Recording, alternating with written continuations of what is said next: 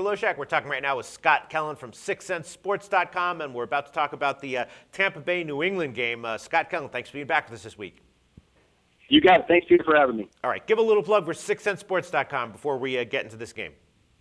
Yeah, absolutely. SixCentSports.com. All the listeners can go out there and take a look at the website. If you got any questions, certainly just let me know. I'll get right back to you. Shoot me an email. And our record, we're fully transparent out there. Records up there for the last 11 NFL seasons. Nine out of those 11 seasons have been profitable seasons, so we've been very consistent in the NFL.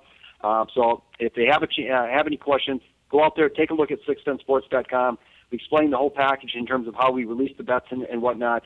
The record's out there, and just shoot me an email if you have any questions or want to sign up. Sounds great. All right, New England, 7-point home favorite, and we know the deal with New England this year. Obviously, you know, they're not the same Pats team of old. They are 2-0, but both those games were close calls, and they were major ATS losses. Didn't even come close to covering. Here they are, a pretty big, favorite again, but, they're playing Tampa Bay, a team with a lot of weaknesses. Josh Freeman is, completely unreliable at quarterback. Then again, though, the Bucs defense is playing pretty well. They're probably going to get guard Carl Nix back for this game, which could help a lot on the offensive line.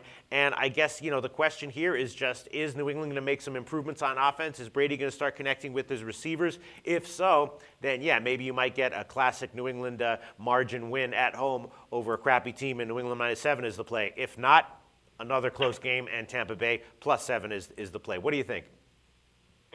Yeah, I like Tampa Bay in this game, and it looks like Goldson is not going to get suspended, so he'll be there for Tampa on the defensive side.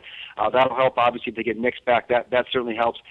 New England right now, now they may get Gronkowski back. I think there's some conflicting reports if he's going to play or not this week. If he doesn't play, I don't know what they have in offense. First of all, you've got, Revis, who can be a shutdown corner for Tampa Bay and shut down Edelman or, whoever New England's go-to guy is. And they really don't have a go-to guy on offense right now from a receiving or tight end standpoint. I think I saw conflicting reports that he may have targeted one tight end last week with one pass or none, which would be the first time in a long period of time that he has not done that. So they just don't have any receivers. And, last week they barely got by the Jets. They were outgained in that game, 4.5 yards of play to 3.6 yards of play. The Jets had 4 turnovers in that game, and they barely got by Buffalo on the road. And obviously we know Tampa Bay is, they're 0-2. They've had 2 close losses. One of those was to the Jets. A game they really had one until there was a stupid penalty in the end that kept that drive alive for the Jets. But it's not like Tampa Bay is getting blown out in these games. So they're getting 7 points here, and they've played 2 competitive games. They actually have a fairly decent defense this year as well, at least up to this point so far, in that they're only giving up 4.7 yards of play. They've played a collection of teams that are averaging 5 yards of play. So they're above average on defense. They are slightly below average on offense, but New England, this is not the New England team of old. And Tampa Bay rushed the ball very well last week, and they qualified a very good rushing situation for me this week, which is based on their success last week, and that a lot of times will carry over, especially when they're playing a team like New England who has a negative yards per rush differential between their offense and defense. So a very solid defense, getting a lot of points. It's not like New England's right now appears to be capable of scoring any points at all.